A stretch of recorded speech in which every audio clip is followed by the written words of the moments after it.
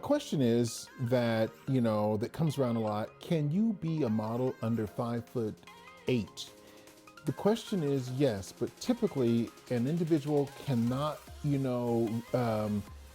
frequent the runways at that height because the clothing is already predetermined for that size. Some of the types of modeling that you can do at 5'7", is you can, be a editorial model. You can do swimsuit. You can do product. You can do commercial. If you have a skill like speaking, you can be a representative for some company, which is very important because in today's world, now that times have changed, being able to have a speaking role means a lot because a lot of companies now are probably not going to be out in the world anymore because of COVID. So an individual woman who's a model that has a very good vernacular and the ability to express herself and beauty and have some type of sympathetic aura about her would be a very, very good niche for her to be able to participate in. The typical rules that are out there for models, they might not apply to you. A lot of models are hearing information that would put them in the 5'8" category running runways. So you're gonna have to do your own research and find out what you like to do. And the typical way to do that is to find your genre, whatever it is. I don't want to put words in your mouth, but find something that you like. And then you go out there and find that photographer who is an expert at creating that image for you. What you want to do is you can kill two birds with one stone.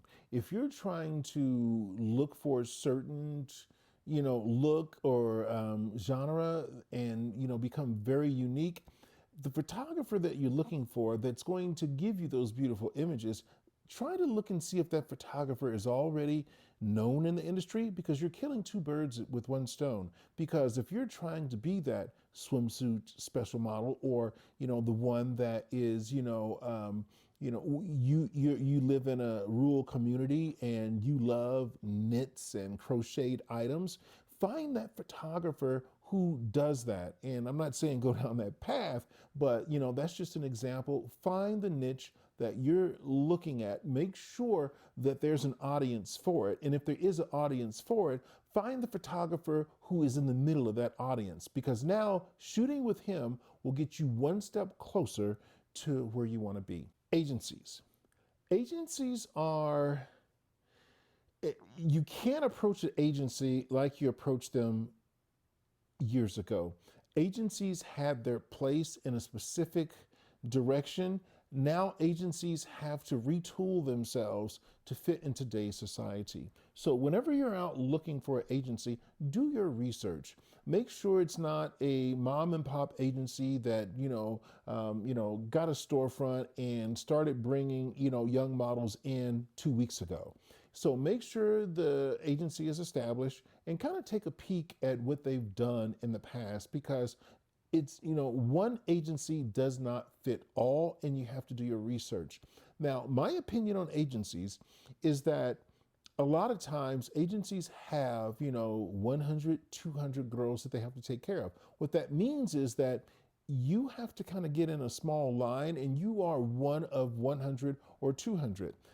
Joining an agency is fine. An exclusive agency, you have to determine whether that fits you or not. But take a look at what you can do for yourself, because the agency's job is to go out and find stuff for you. Now, if you have a little time and can spend 20 minutes a day or 30 minutes a day doing some research, you might be able to find more things than the agency can for you. So use those two things together and don't rule one out over the other, but try to do some things for yourself. You might find some things out there that you never thought that you were interested in. Well, finding out your place in the industry, you have to really be honest with yourself and have a conversation with yourself to figure out, what are your best attributes.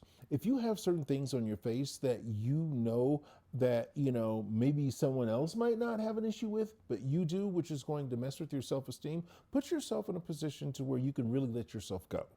And what I mean by that is, you can be, a plus size model. You can be, all different types of, sports, bikini, foot, shoe, hair, hat, hand, jewelry. You might have beautiful fingers, or beautiful feet, something like this. Find out something that you love, because one thing that I've realized that this is a psychological game as well.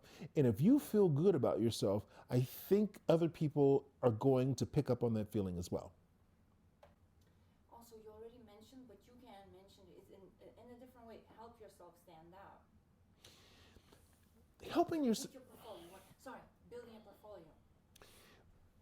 Building a portfolio, help yourself stand out. Time is your best friend, but it can also be your enemy. If you utilize your time wrong, it's going to take you a lot more time to accomplish your mission.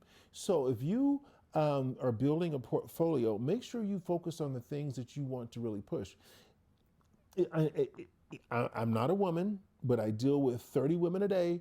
And what I see, women can get in their own way. When they go out shopping, they go in there for a pair of eyebrows and some eyeliner, and they come out with a washing machine. So, don't get distracted of the end game. Treat your business like another person.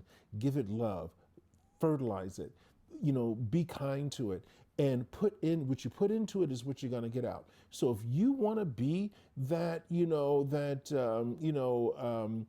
model that has her own niche in its hats or glasses or earrings, focus on finding photographers that are good at it, and do it over and over again, and tell a story. There's nothing more beautiful than telling a story of why you're doing the things that you do. And build that portfolio and put some words behind that.